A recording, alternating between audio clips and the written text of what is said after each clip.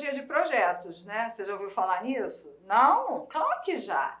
Olha, a gente não vai falar de projeto político-pedagógico, a gente não vai falar de projetos dessa forma mais política, a gente vai falar de uma possibilidade de um trabalho pedagógico, desse trabalho que o professor pode colocar em prática na sala de aula.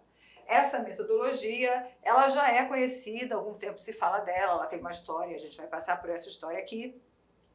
E ela vem ganhando bastante importância porque hoje a gente fala muito da situação referente à participação do aluno, né, ao envolvimento cada vez maior que a gente precisa que o aluno tenha naquilo que está sendo construído, nas aprendizagens. São aquele aluno passivo, sabe o que acontece, né? Ele acaba se distanciando, perde o interesse sobre a escola, acha a escola chata, né? Então a gente tem que urgentemente mudar isso. Em tempos pós-pandêmicos ou ainda pandêmicos, a gente não sabe muito bem o que falar sobre isso, né? É importante a gente pensar que esse afastamento físico da escola trouxe em alguns contextos umas situações meio complexas, né? E como é que a gente reafirma para o aluno o quanto aprender é bom, o quanto a escola é necessária, o quanto aprender pode ser muito gostoso? A gente tem que pensar em caminhos diferenciados para chamar a atenção desse aluno para que ele esteja aqui conosco e queira de fato aprender. Não esquece nunca que, de acordo com a LDB, o professor tem que zelar pela aprendizagem dos alunos. Então, tudo se resume, se é que a gente pode usar essa palavra, resumir, né? A aprendizagem não é nada resumido, mas o nosso foco é esse. Então, para a gente pensar bastante no que é isso, a gente hoje fala muito dessa formação de indivíduos que sejam capazes de atuarem na sociedade de maneira participativa, crítica, reflexiva, autônoma e solidária.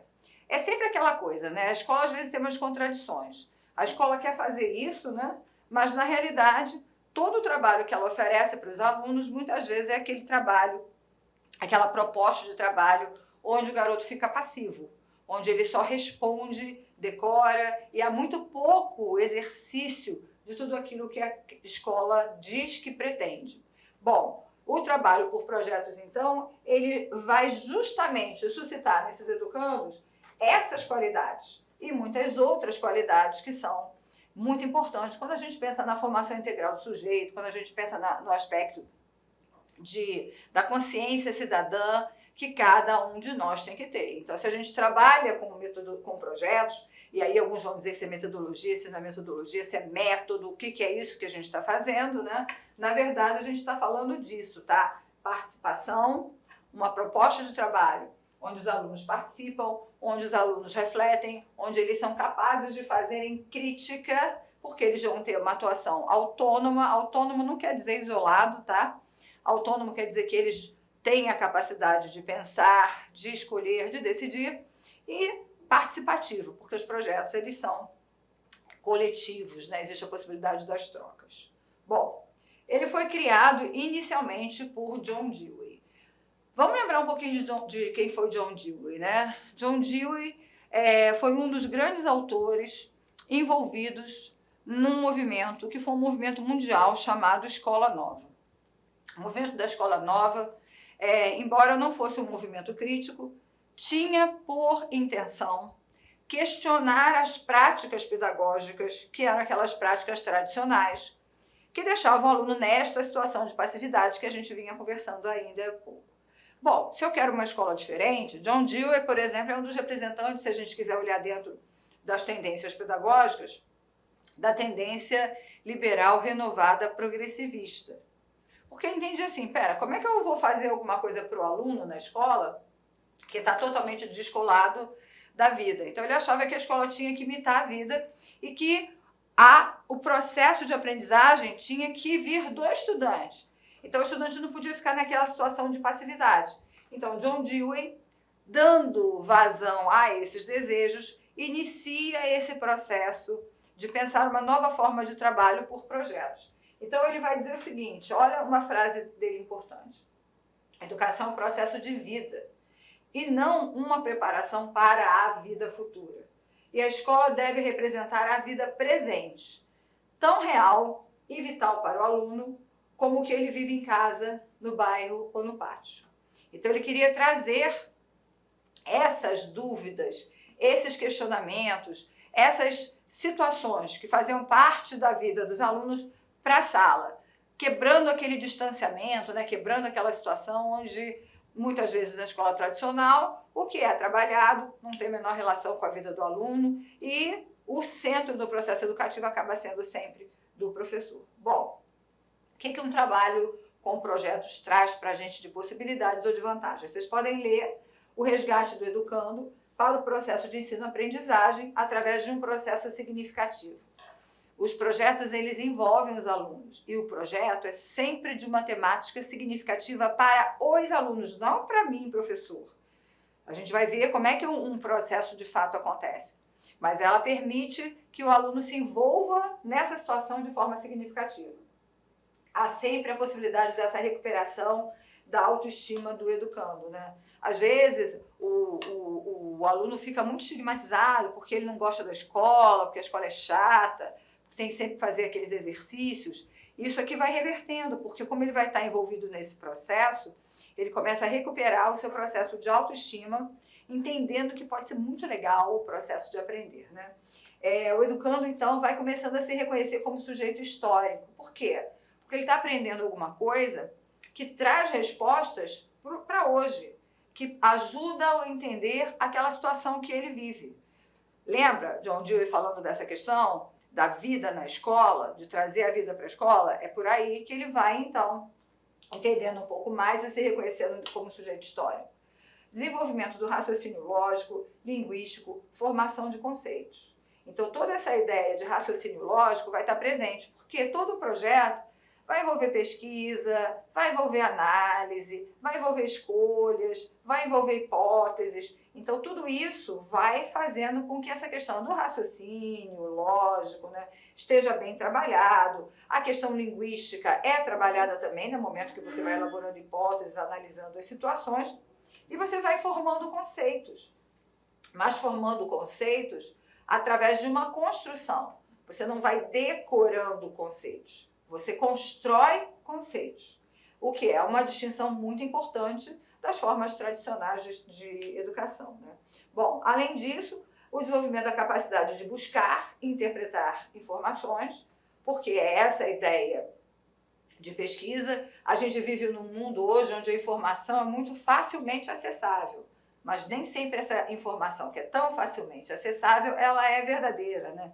Nem sempre ela está correta. Então, com projetos, o aluno começa a pensar isso, ó, buscar e interpretar informações para checar o que de fato é possível, o que de fato é real, né? O que não está sendo uma informação distorcida. Às vezes eu vejo alguns comentários na internet, em relação inclusive às questões pedagógicas, que são completamente equivocados. E muitas vezes são veiculados como se fossem verdades. Então, o projeto vai ajudar o aluno a entender esse processo, né? A condução pelo aluno do seu próprio processo de aprendizagem, porque ele que está ali, ó, acompanhando, fazendo, buscando, e ele vai então aprendendo. O desenvolvimento de atitudes favoráveis a uma vida cooperativa, porque em contraposição àquela proposta de um ensino mais tradicional que é extremamente individualista, né, que aponta para as questões da competição, aqui a gente tem um processo de cooperação, então traz uma outra aprendizagem para os alunos, né, facilitando essa ideia, e a gente tem um ensino que é baseado na compreensão, e a gente vai ver que também na interdisciplinaridade. Por que interdisciplinaridade? Porque o projeto, a temática, aquilo que vai ser iniciado em termos de pesquisa, é um conhecimento. E ele não está preso a somente uma área de conhecimento, ou só uma disciplina. A nossa vida, a vida é interdisciplinar. Então, ao pesquisar alguma coisa, ele vai pesquisar todas as áreas que, de alguma forma, têm relação com aquela temática daquele projeto. Bom, então, o projeto vai se pautar em quê? Olha só, gente, princípios éticos da autonomia, da responsabilidade, da solidariedade e do respeito ao bem comum. Sabe de onde vem isso? Das DCNs. E os projetos atuam exatamente dessa forma. Também dos princípios políticos, dos direitos e deveres da cidadania, do exercício da criticidade e do respeito à democracia. também nos princípios estéticos e culturais, da sensibilidade, da criatividade, da ludicidade, da diversidade das manifestações artísticas e culturais. Preste atenção que isso tudo que a gente está colocando aqui, que são nas quais os projetos se pautam, de verdade, tudo isso daqui, ó, esses 3 primeiros itens aqui, eles saem das diretrizes curriculares nacionais. Então, a gente está falando de uma forma de trabalho que é completamente coerente do que as diretrizes de currículo, né, que são colocadas nos documentos oficiais, ou seja, na legislação, apontam. Além disso, o respeito à identidade e às particularidades pessoais. Nós somos pessoas singulares, nós temos diferenças, nós somos diferentes e a gente precisa aprender a respeitar essas diferenças e trabalhando cooperativamente, trabalhando nessa ideia de construção. Isso aqui é bastante privilegiado, por isso que isso é um dos princípios, a gente pauta o trabalho de projetos nisso, e na integração entre aspectos físicos, emocionais, afetivos, cognitivos e sociais. Ou seja, o trabalho com projetos não é um trabalho que visa somente uma questão cognitiva. Ele se pauta que essa questão cognitiva está relacionada com a questão dos afetos, com a vida em sociedade, com as relações que ali se estabelecem. Portanto, eles são bem interessantes. Deixa eu apagar aqui, só para não dar confusão no próximo slide, né?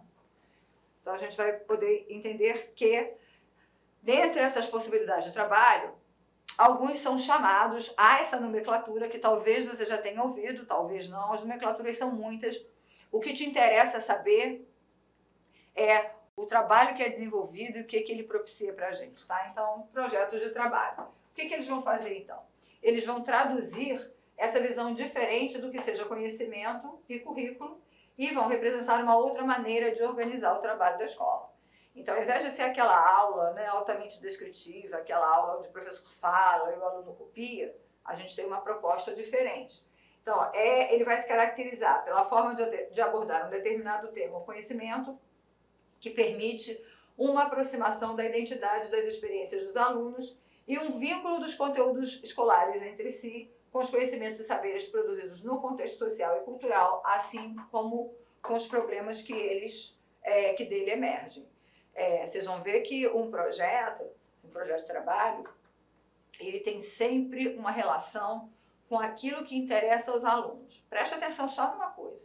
A gente está apresentando um tipo de trabalho. Nós não estamos dizendo aqui, em momento algum, que tudo que a escola vai fazer tem que ser neste modelo. Não. Lembra que a gente sempre fala, até porque a gente estuda psicologia da educação, estuda didática, que a gente precisa ter diferentes estratégias para poder propiciar aos alunos favorecer os seus estilos próprios de aprendizagens? Pois é, a gente está aqui trabalhando apresentando para vocês o projeto, porque ele tem sido muito solicitado ultimamente. Vamos lá, continuar mais um pouquinho. Os projetos, então, ultrapassam os limites das áreas e conteúdos curriculares que são tradicionalmente trabalhados pela escola, já que eles implicam no desenvolvimento de atividades práticas, ou seja, ó, mão na massa, é concreto, sabe? Você faz. Estratégias de pesquisa, busca e uso de diferentes informações, da sua ordenação, análise, interpretação, representação. Então, a partir disso, ele pode categorizar as informações, ele pode classificar, ele pode ordenar, e diferentes categorias, né? Pode colocar por ordem histórica, né? Por conta do tempo histórico, pode categorizar, a depender da temática, né? Como as categorias que surgem daquela situação. Implicam também em atividades individuais, em alguns momentos é individual, grupo, o grupo está presente, equipes da turma e da escola, tendo em vista os diferentes conteúdos trabalhados, atitudinais, procedimentais e conceituais. Vamos fazer uma pausa aqui para eu falar sobre esses tipos de conteúdo. Quando a gente fala de conteúdos atitudinais, procedimentos e conceituais, isso aqui é algo que está presente nos parâmetros curriculares nacionais, né? Os parâmetros, que não são uma legislação, mas são um documento referencial, vão falando para a gente que existem tipos de conteúdos, que são conteúdos diferentes. Alguns conteúdos envolvem a atitude. Por exemplo, se eu for pensar em pesquisa, o aluno que pesquisa, ele tem que saber a atitude de pesquisa, ele tem que saber como é que a atitude do pesquisador é essa, ele tem que estar preocupado, atento, como é que o pesquisador faz. Ele precisa saber os procedimentos de pesquisa, onde eu pesquiso, o que eu faço com a informação que eu pesquiso, esses são os procedimentos que eu vou utilizar, né? E, ao mesmo tempo, os conceitos. Os conceitos são os conhecimentos propriamente ditos, né? Aquelas coisas mais teóricas que ele vai, por exemplo, recolher a partir das pesquisas que ele fizer. Então, por isso que a gente fala desses 3 tipos de conteúdos que estão presentes nos PCNs. Os conteúdos atitudinais, que são aqueles que vão falar da atitude que você tem que ter frente àquela determinada situação, as normas, os valores, as regras.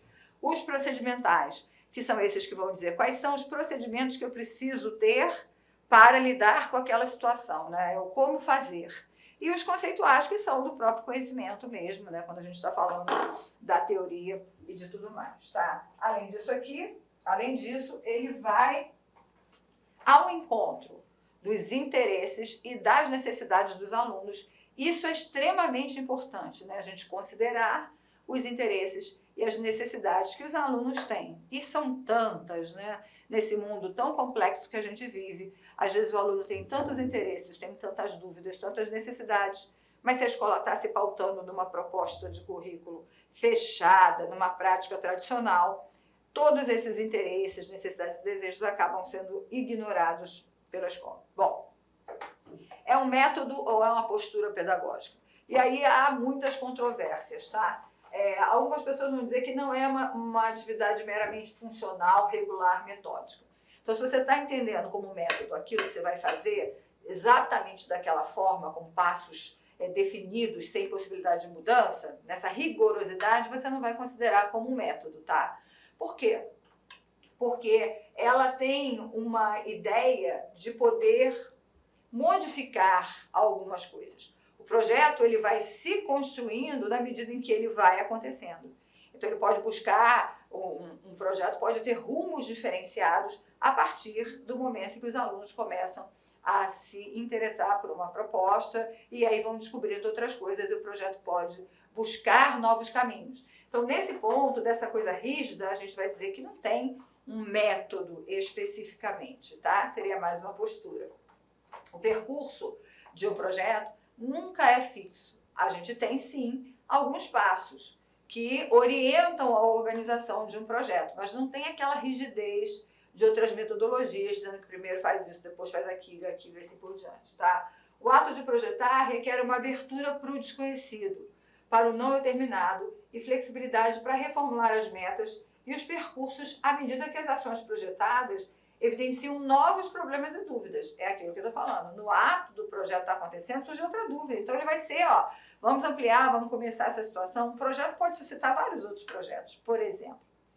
Então, às vezes aquela intenção inicial acaba se ampliando. Por isso que a gente tenta sempre trazer essa ideia da flexibilidade.